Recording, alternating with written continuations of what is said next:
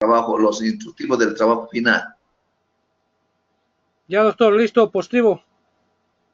Ya, muy bien, muchas gracias, ingeniero. Listo. Puede iniciar.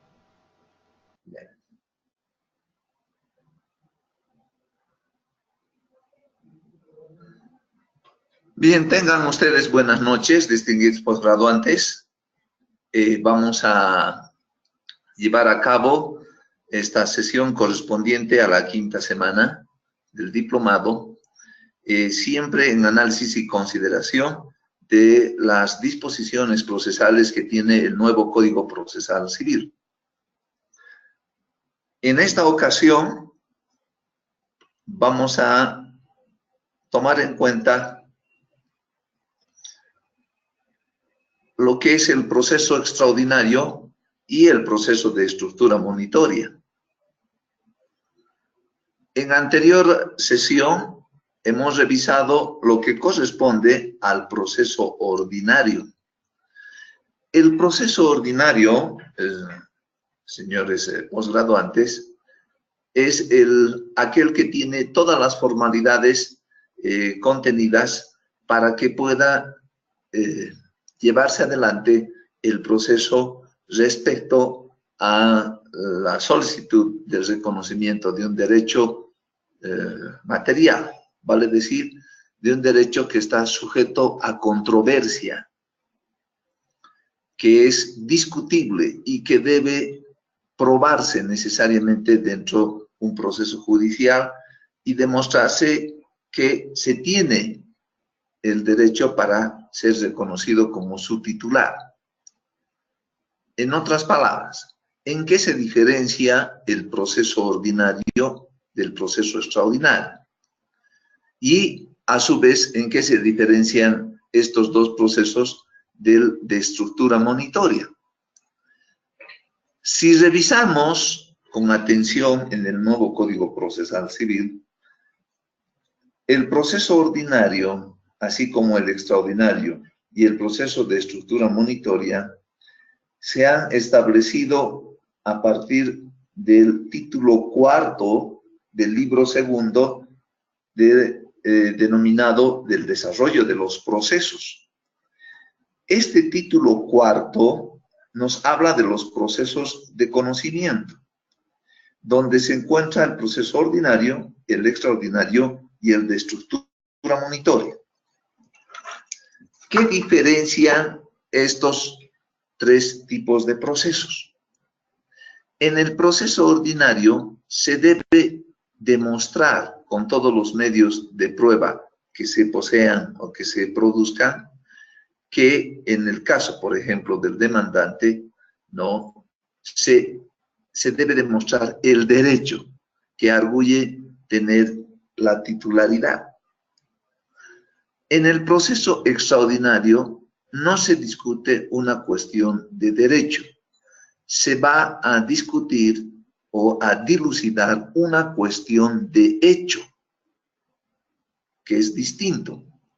El derecho no está sujeto a controversia en un proceso extraordinario, sino se van a llevar a cabo se va a llevar a cabo el proceso judicial para verificar ciertos hechos que afectan un derecho que está suficientemente reconocido como tal. En cambio, en el proceso ordinario no está claramente reconocido el derecho a las partes. Y ahí es donde entran en discusión, en controversia, en contradicción y deben demostrar al juez cuál de las partes tiene el derecho. Entonces, eso es lo que diferencia un proceso ordinario que discute una cuestión de derecho que está en controversia, en contradicción, y que el juez, a través de los medios de prueba, debe de reconocer a quien haya demostrado fehacientemente que es el titular del derecho. En el proceso extraordinario se discuten cuestiones de hecho y no de derecho, porque eso le corresponde al ordinario, y lo vamos a ver en qué forma. Y finalmente, el proceso de estructura monitoria, que se basa en un documento con suficiente fuerza de ejecución y que, por supuesto, no está en discusión ninguna situación sujeta a controversia, sino que se va a ejecutar lo contenido, lo dispuesto en un documento con suficiente fuerza de ejecución. Por lo tanto, existe suficiente certeza de los derechos alegados por las partes. Para una mayor comprensión de estos aspectos, vayamos a revisar cada uno de estos procesos. Empecemos con el proceso extraordinario, que es un proceso abreviado en la fase oral del proceso, según lo dispone el artículo 370 del Código Procesal Civil. Son aplicables a la tramitación de este proceso las disposiciones del proceso ordinario, vale decir, la conciliación previa, ¿no?, como parte del principio de cultura de paz y de la resolución pacífica de los conflictos. Entonces, también ingresa dentro, de manera previa al inicio de un proceso extraordinario, la conciliación.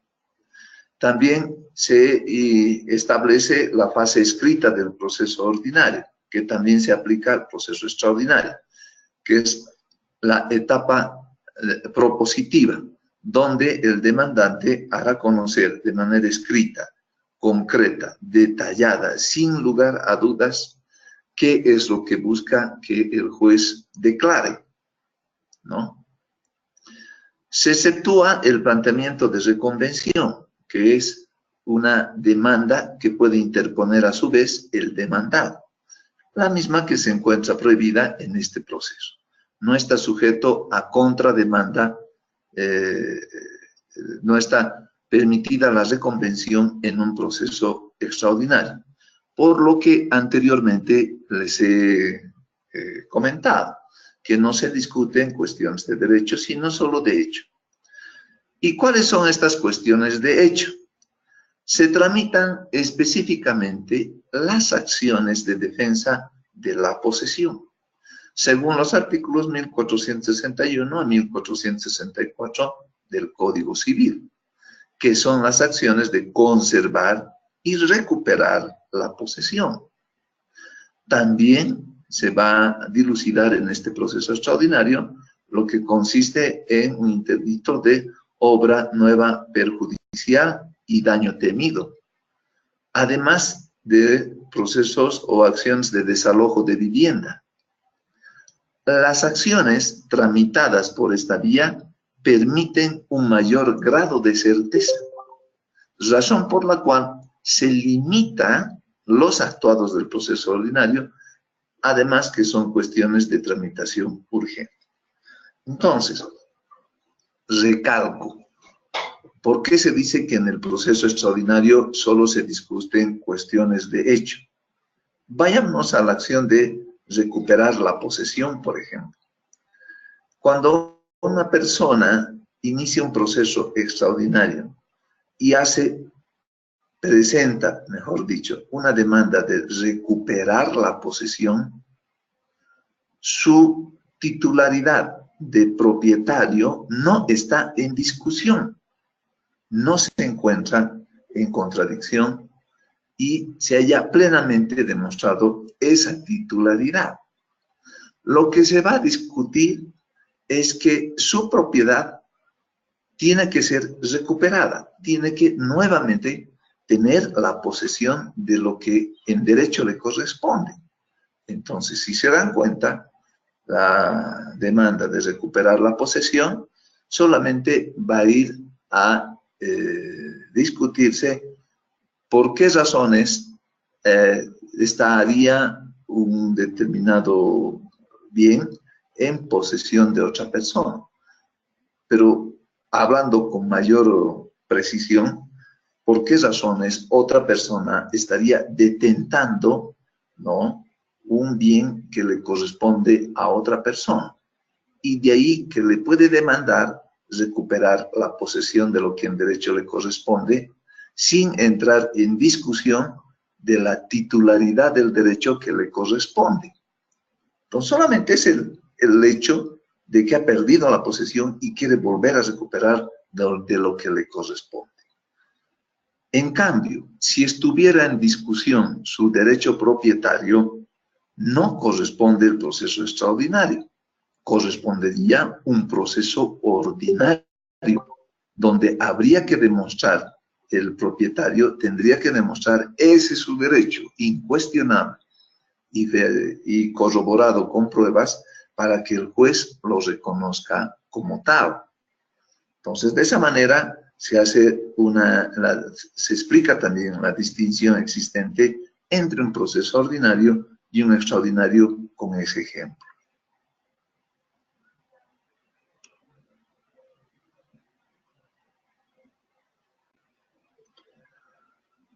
Estos interdictos de conservar y recuperar la posesión se han establecido a través de dos vías para su tramitación.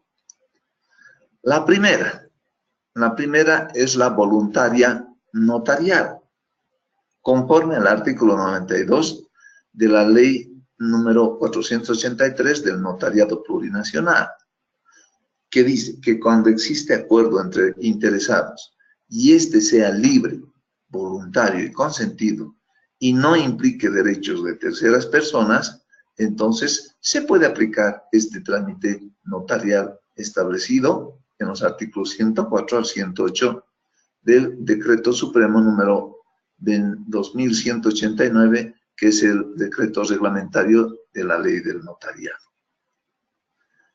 La segunda vía de tramitación de estos interdictos de conservar y recuperar la posesión es la judicial, según lo previsto en el proceso extraordinario, a partir, ¿no?, de lo que se ha regulado en el nuevo Código Procesal Civil.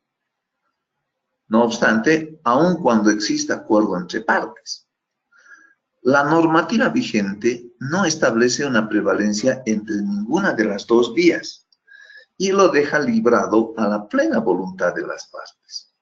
Pero hay un detalle que hay que tomar en cuenta. Si se inicia la vía notarial y en su trámite se demanda el mismo asunto por vía judicial, el proceso notarial termina, porque un mismo asunto no podemos llevar adelante en las dos vías paralelamente. Y todos sus actuados entonces quedarían sin efecto. En caso de iniciada la vía judicial y exista desistimiento, puede acudirse a la vía notarial. Generalmente la vía voluntaria notarial es cuando existe pleno acuerdo de partes. En cambio, cuando ese acuerdo no se ha llevado a efecto como tal y existe discrepancia, oposición, entonces se acude a la figura del juez para que él determine lo que en derecho corresponde según las normas procedimentales establecidas para el proceso extraordinario en el nuevo Código Procesal Civil.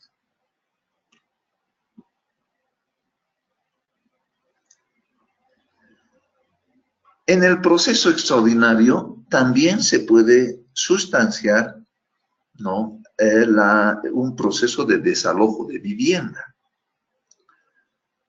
Es la acción de extinción de fondo urbano destinado a vivienda que contempla el artículo 720, inciso 3 del Código Civil, con causales expresamente establecidas en la ley. Empero, perdón, si revisamos el artículo 721 del Código Civil, esta disposición del Código Civil remite las causales de desahucio o desalojo de vivienda al Código de Procedimiento Civil. El anterior Código de Procedimiento Civil que se ha dejado sin efecto contenía esas causales. El actual Código Procesal Civil no tiene esas causales de desalojo que tenía el anterior Código de Procedimiento Civil. Entonces, esa omisión ha sido una de las observaciones más continuas y frecuentes que se le ha realizado al Código Procesal Civil, ¿no? Y se hizo un reclamo en sentido de que de la misma manera que se hubo dispuesto en el anterior Código de Procedimiento Civil, el nuevo Código Procesal debía también contener disposiciones relativas a las causales de desahucio o desalojo de vivienda contempladas en el Código Civil. Y bueno, y en esta observación, entonces, se dice que haría del Código Procesal Civil una norma abierta que permitiría demandas de desalojo por cualquier causal. Pero, no obstante, la ley del inquilinato de 11 de diciembre de 1959 todavía está en plena vigencia. Y las causales insertas en el artículo 18 de esa ley del inquilinato son las que se deben aplicar al caso de desahucio o desalojo. Por ello, las causales a las que se refiere el artículo 720, inciso 3 del Código Civil, son las causales del artículo 18 de la ley del inquilinato. Y por lo tanto, con eso concluiríamos de que no existe norma abierta para poder iniciar un proceso extraordinario de desalojo de vivienda por cualquier causa, sino expresamente las establecidas en esta antigua ley que todavía se encuentra vigente.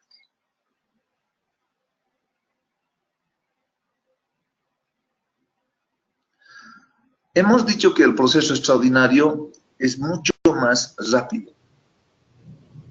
¿Por qué?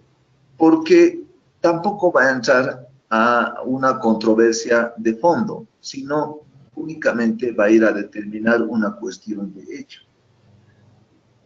Por la naturaleza de las acciones tramitadas en este proceso, se entiende que el objeto del proceso y de la prueba están prefijados por la demanda y su contestación.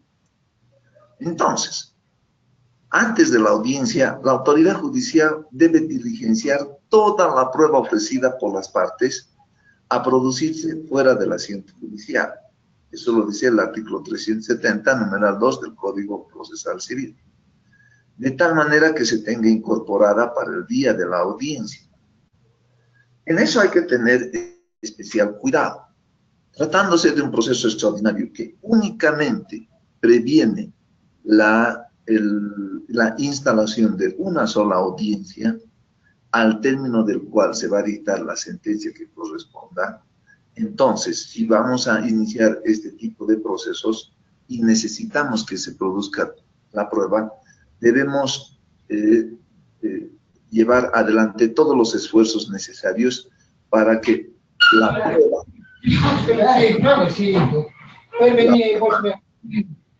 a producirse tenga que estar debidamente cumplida antes de la audiencia.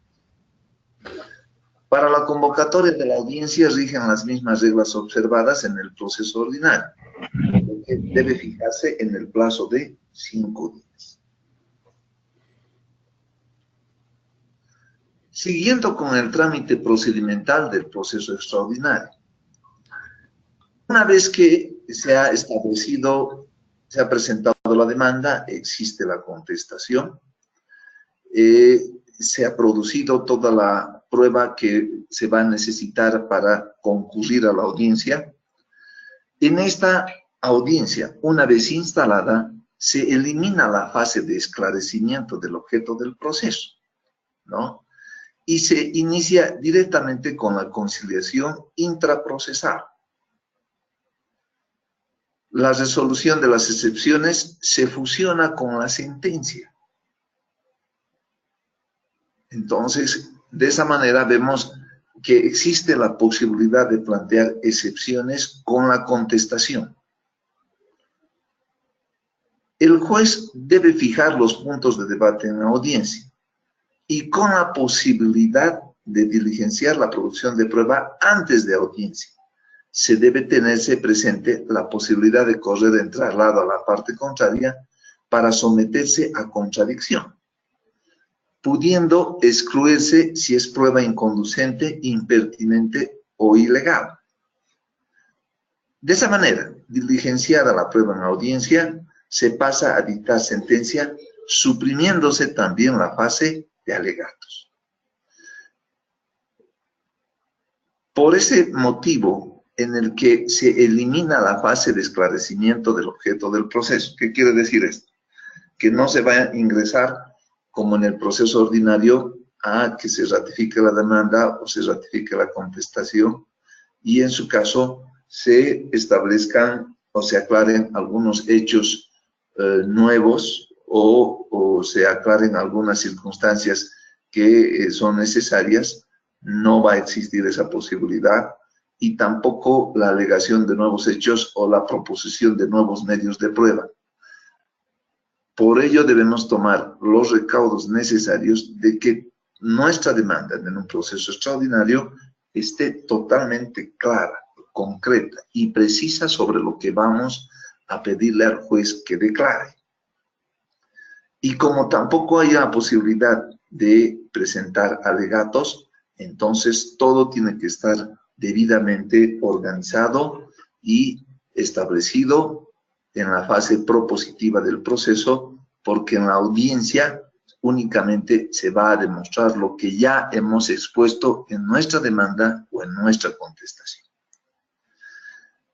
El código tampoco contempla la posibilidad de convocatoria a nueva audiencia, puesto que toda la prueba que no puede producirse en audiencia ya se ha diligenciado con anterioridad, por lo que el proceso debe terminar en la misma audiencia y única que se ha dispuesto para el proceso extraordinario.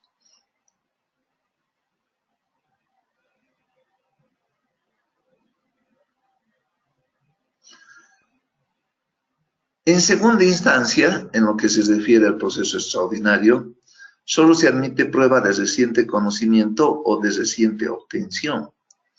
Y además, se le otorga al tribunal, si es necesario, la producción de prueba para mejor proveer, de acuerdo a lo expresado en el artículo 371, párrafo segundo del Código Procesal Civil, en uso de sus facultades que le otorga también el principio de verdad material dentro del proceso.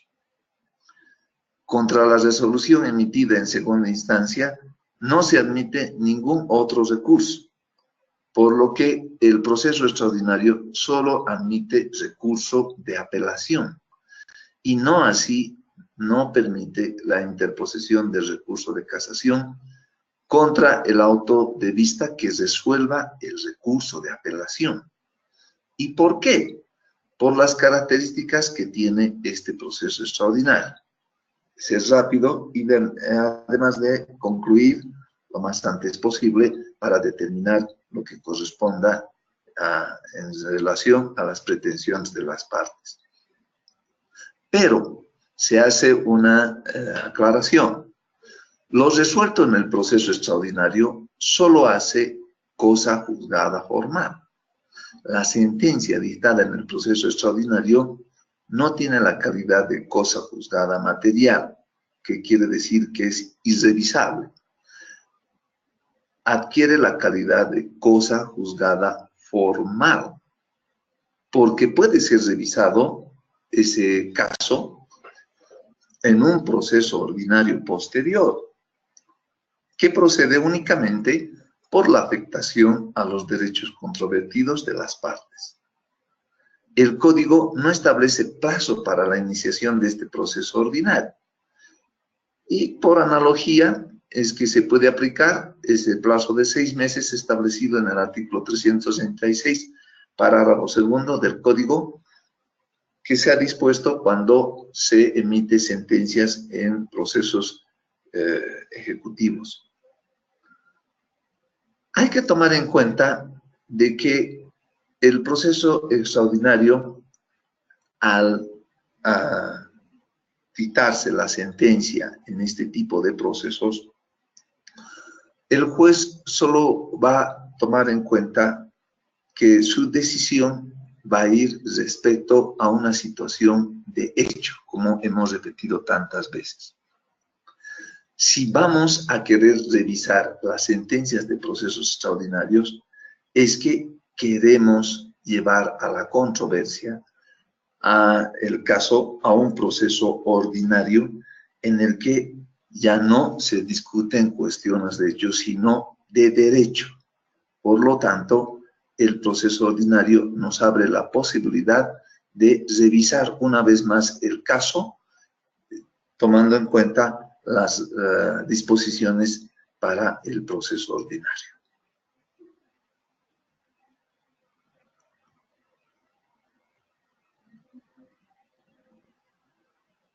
Finalmente, ingresemos a revisar a los procesos de estructura monitoria. Es una novedad que se ha establecido en el nuevo Código Procesal Civil, novedad para nuestro sistema procesal, pero no una novedad en cuanto se refiere a otras legislaciones y otros códigos. Podemos decir que el proceso monitorio, en sus antecedentes, remonta su origen al siglo XII en Italia, pero su desarrollo y perfeccionamiento se da en Austria, con el Código Klein, y en Alemania con el Código Procesal Civil Alemán, con sus siglas CPO, que corresponden al lenguaje alemán. Para esto, podemos decir que se diferencian dos clases de procesos monitorios. El monitorio puro, donde a simple petición escrita o verbal del acreedor, la autoridad judicial libra orden de pago sin más que la afirmación del acreedor. Ese es el proceso monitorio puro. El proceso monitorio documental se exige que el acreedor acompañe a su demanda el título donde conste el crédito demandado, constando su cuantía y el plazo respectivo. El Código Procesal Boliviano adopta el modelo del proceso monitorio documental.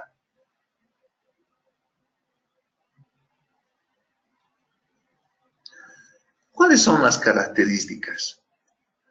Lo que caracteriza al proceso monitorio establecido en el Código Procesal Civil es que las acciones tramitadas mediante el mismo tienen un grado de certeza respecto a los derechos reclamados en ello, ¿no? Es decir, por la documentación por la cual se encuentran constituidos, no se hallan en duda. Esa es la distinción que se tiene respecto a un proceso de estructura monitoria con un proceso ordinario y un proceso extraordinario. Como el Código Procesal Civil Boliviano ha adoptado el proceso monitorio documental, la obligación que debe cumplir una persona debe constar fehacientemente en un documento, en un título con suficiente fuerza ejecutiva. Y como lo dice la doctrina, todo lo contenido en ese documento, en ese título ejecutivo, no se halla en duda, de ninguna manera. No hay forma de querer interpretar de distinta forma lo que ya está claramente establecido en dicho documento. En ese sentido, el juez adquiere plena certeza respecto al derecho reclamado, que en este caso generalmente son las obligaciones. Una obligación no cumplida, entonces el acreedor tiene todo el derecho, según el Código Civil, de pedir que judicialmente se exija el cumplimiento de esa obligación. En ese sentido, recibida la solicitud, corresponde a la autoridad judicial verificar los requisitos de procedencia. ¿Cuáles son?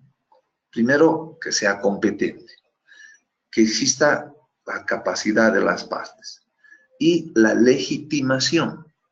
La legitimación quiere decir que quien va a reclamar, va a presentar una demanda en un proceso de estructura monitoria, se haya plenamente reconocido en el derecho que le asiste a pedir algo al juez dentro de ese tipo de proceso. Y va a revisar también el juez la fundabilidad de la pretensión, los fundamentos.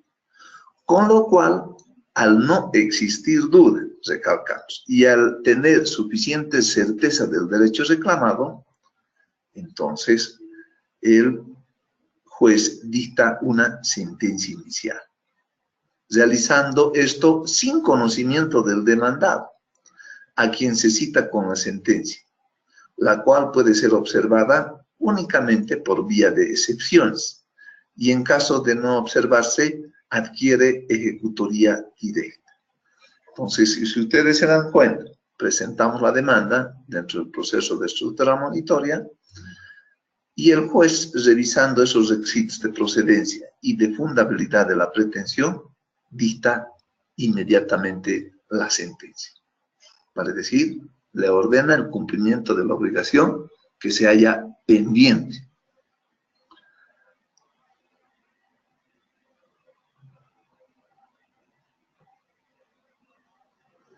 Sobre este aspecto, conviene hacer un breve análisis. La garantía constitucional a la defensa nos dice el texto constitucional que los órganos jurisdiccionales, vale decir, las autoridades que están dentro de la administración de justicia, deben en todo momento de prevenir que esta garantía jurisdiccional y constitucional a la defensa sea aplicada en todo momento, en cualquier proceso judicial. Con esta disposición constitucional existen críticas respecto a una supuesta inconstitucionalidad de este proceso. ¿Por qué razón?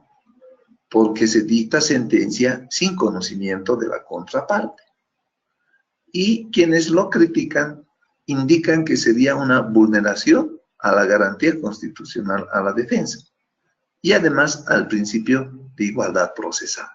Para decir, demandante y demandado tienen que ser tratados por igual, así como escuchamos al demandante en el contenido de su demanda, también tenemos que escuchar al demandado en el contenido de su contestación o la alegación que haga en su defensa.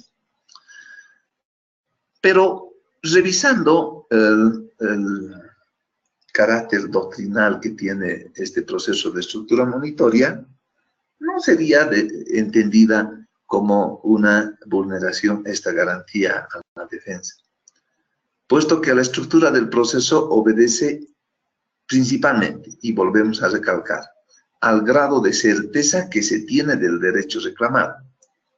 Es decir, la procedencia del proceso no se basa en mera afirmación de las partes, ¿no? Porque el papel aguanta todo. Y si queremos demandar algo y decimos todo lo que queremos, es una mera afirmación.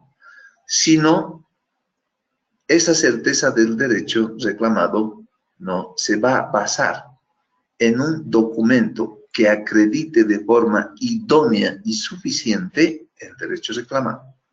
Por eso estamos hablando del documento o título con suficiente fuerza de ejecución. ¿Por qué se dice fuerza de ejecución?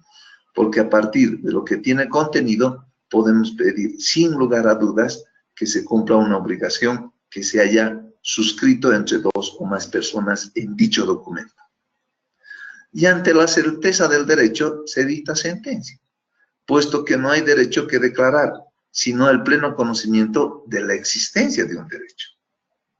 Ya existe el derecho como tal, y eso es lo que caracteriza el proceso de estructura monitoria. Otro aspecto que se revisa del proceso de estructura monitoria es lo concerniente a la cosa juzgada formal. ¿Qué es la cosa juzgada? La cosa juzgada es la autoridad que adquiere una resolución judicial, puede ser una sentencia o un auto definitivo, cuando no existen recursos para poderla modificar o revisar. 2, cuando se han agotado todas las instancias dentro del proceso. 3, cuando ha existido un consentimiento expreso o tácito en la ejecutoría de esa resolución. Y de ahí que adquiere la calidad de cosa juzgada una sentencia o un auto definitivo. ¿Por qué el derecho ha establecido esta figura jurídica procesal? Porque los problemas tienen que finalizar, finalmente, tienen que finalizar en algún momento. Y no puede seguirse discutiendo una causa dentro de un proceso de manera permanente, sin término. Pero también la doctrina y el derecho han considerado la existencia de la cosa juzgada formal y la cosa juzgada material.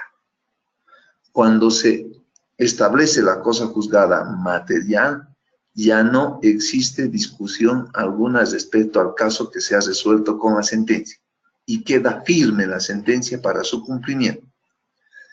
Pero cuando existe calidad de cosa juzgada formal, es que todavía puede llevarse la discusión del caso a otro tipo de proceso.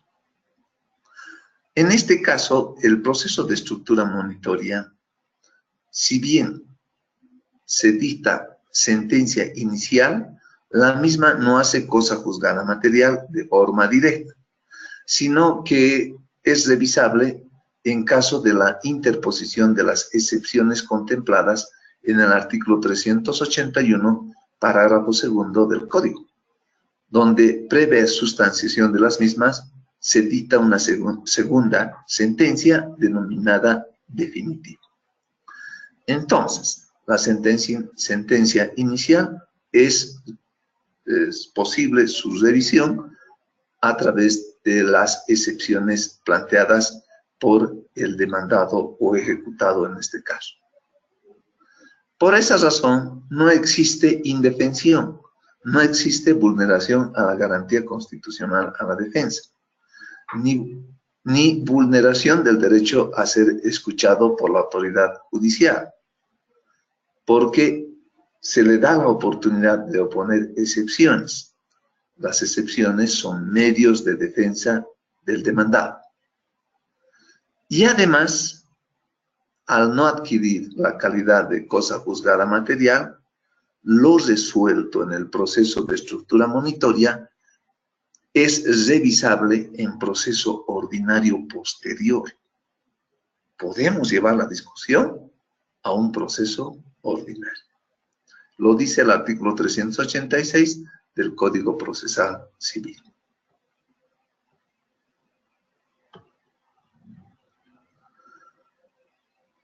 La procedencia del proceso de estructura monitoria. El grado de certeza que requieren las acciones tramitadas por la vía monitoria solo pueden tramitarse sobre las acciones expresamente establecidas en la ley. Y el artículo 376 del Código dispone la procedencia en los siguientes casos. Procesos ejecutivos, que procede solo en base a los títulos que establece el artículo 379. Casos de entrega de bien, de entrega de herencia, resolución de contrato por incumplimiento de la obligación de pago, del cese de la copropiedad, del desalojo en régimen de libre contratación y otros expresamente establecidos por la ley.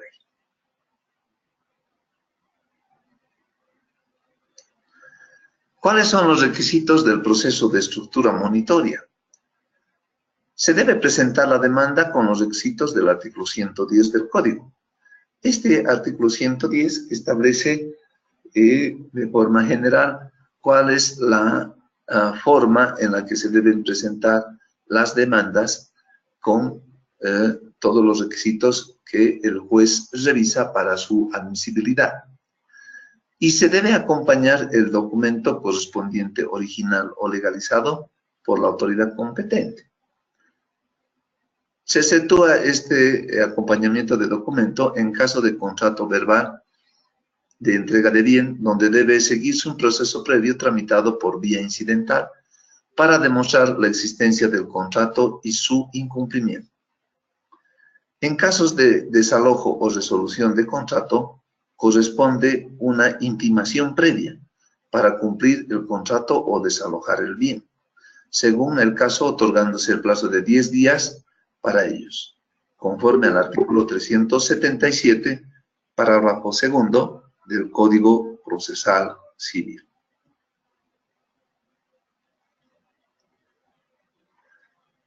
Presentada la demanda y comprobado el documento correspondiente o agotando los procesos previos, la autoridad judicial emitirá una sentencia inicial con la que se citará al demandado. Se le cita haciéndole conocer a fin de que oponga las excepciones previstas en el artículo 381, parágrafo segundo del Código Procesal Civil, para el proceso ejecutivo, y las previstas en el artículo 394, parágrafo segundo del Código, para los demás procesos. Para ello, se tiene el plazo de 10 días. En caso de no oponerse excepciones en el plazo señalado, la sentencia pasará en autoridad de cosa juzgada y se procede a la ejecución.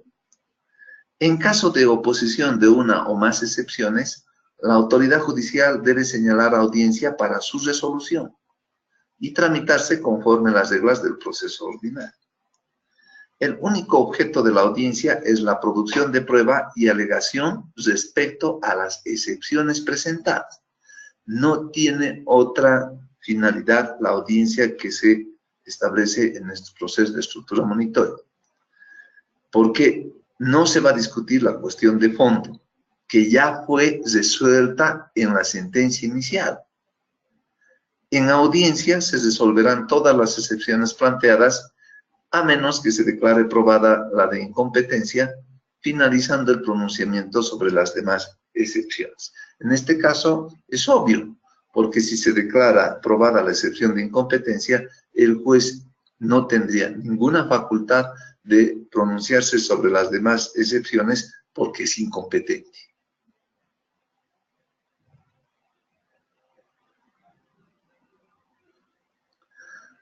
El proceso es general para todas las acciones que se tramitan en la vía monitoria, con las modificaciones que señala el artículo 388 al 392 del Código Procesal Civil.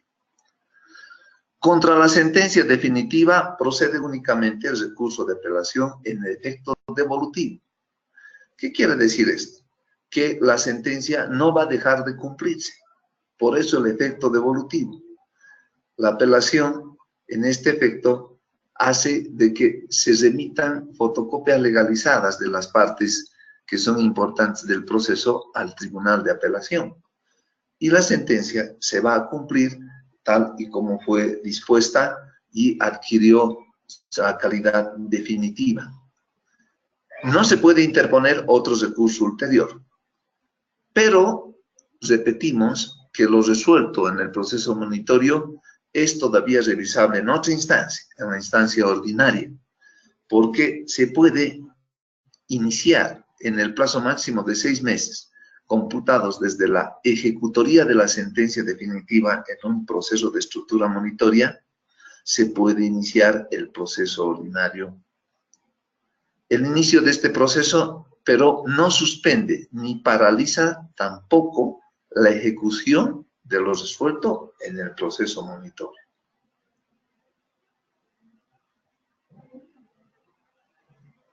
Bien.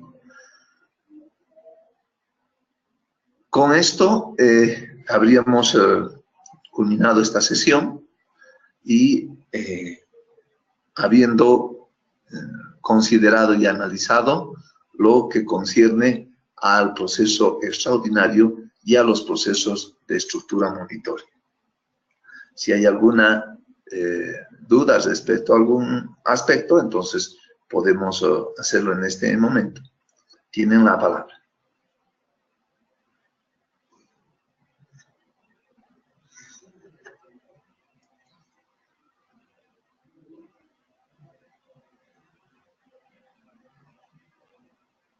Bien, les agradezco mucho entonces por su atención y les pido por favor, distinguidos postgraduantes, que vayamos a regularizar los trabajos que se hayan pendientes de su cumplimiento. Se ha establecido ya un cronograma para regularizar estos trabajos en esta semana que culmina el día domingo a horas 11:30 de la noche. Voy a enviar el instructivo para la elaboración del ensayo final con todos los requisitos y formalidades que se exigen, que no es complicado, no les voy a dar un trabajo muy difícil de hacerlo. Ustedes tienen toda la posibilidad de elegir el tema del trabajo del ensayo final del módulo, el cual va a ser defendido el sábado 18 de noviembre allá en Yayagua, en los ambientes de posgrado de la Universidad Nacional del Siglo XX, y con ello estaríamos cumpliendo con lo que se necesita respecto a los trabajos con las evaluaciones que correspondan para la calificación final del módulo. Les pido por favor tomar en cuenta estos detalles para evitar algún problema posterior relativo a calificación del diplomado. Entonces, por favor, revisen la plataforma y cumpliremos con los trabajos que no son difíciles, únicamente tienen la finalidad de retroalimentar lo que hemos estado revisando en estas sesiones. Entonces, les agradezco mucho por su atención y cualquier otro detalle tienen mi correo electrónico o pueden en plataforma también enviarme su mensaje ante cualquier duda. Muchísimas gracias y que tengan muy buenas noches. Doctor, ¿Sí? Banca. Buenas noches. Hace un momento escuché que solo 2 personas habían presentado y no sé, tal vez a veces ocurre algún error. No sé si hubiera la posibilidad de decir las 2 personas. A veces al enviar surge algún inconveniente y nos envía. Sí, puede ser que ocurra todo aquello y es por eso que estamos otorgando esta semana más para regularizar todos esos aspectos pendientes. Si hubiera ese detalle, entonces inmediatamente comunicarse conmigo o con el coordinador para subsanar ese hecho y hacer el envío del trabajo por otro medio, ¿no? O tal vez me lo pueden enviar a mi correo electrónico, ¿no? También es una posibilidad. Entonces, con todo eso, pero hay todavía el plazo para regularizar estos aspectos pendientes, Blanca. Ya. Otra consulta, doctor. ¿Estarían pendientes 2 trabajos de las 2 últimas semanas? Sí, primera y segunda semana se han enviado los trabajos. He enviado los otros también, pero bueno, por alguna razón no lo han subido a plataforma. Le envié al ingeniero, pero bueno, seguramente ha habido algún inconveniente. Pero eso ya lo hizo hoy. Entonces, la tercera y cuarta semana es lo que está subiendo, más el cuestionario de la segunda semana. Entonces, eso tienen toda esta semana para culminarlo, para terminarlo conforme, hasta el domingo. Y la siguiente semana vamos a utilizar el tiempo de esos días para elaborar el ensayo final. Y el ensayo final es lo mismo que hemos estado haciendo en cada semana, ¿no? Los ensayos respecto a ciertos temas, es eso, analizar, contemplar, ir desarrollando el tema que ustedes mismos van a escoger. Les he dado la opción de hacerlo de esa forma, pero esos temas tienen que estar relacionados totalmente con lo que es el Código Procesal Civil. Pueden ustedes ver alguna figura procesal del código o pueden hacer su ensayo final respecto a un tipo de proceso que ustedes quieran desarrollar con mayor profundidad y eso es, de eso se va a tratar la defensa, de explicar allá de forma presencial oral, que es lo que ustedes han visto en ese su trabajo final. Sí, doctor, está claro. Gracias. Muy bien, Blanquita. Entonces, estaríamos viéndonos el día miércoles en los horarios de costumbre. Bueno, doctor, muchas gracias y buenas noches. Sí, buenas noches. Hasta luego. Una preguntita. Sí, El miércoles y el viernes normal, ¿no? No escuché bien. el miércoles vamos a tener la última sesión. Vale, pues, Este miércoles acabamos ya todas las sesiones. Ya debíamos haber acabado la anterior semana, pero bueno, por los feriados estamos reemplazando esas clases no pasadas con hoy lunes y el miércoles que viene. El miércoles terminamos ya todo. sí, doctor, gracias. Muy bien, Robert. Entonces, que tengan buenas noches. Hasta luego. Hasta luego.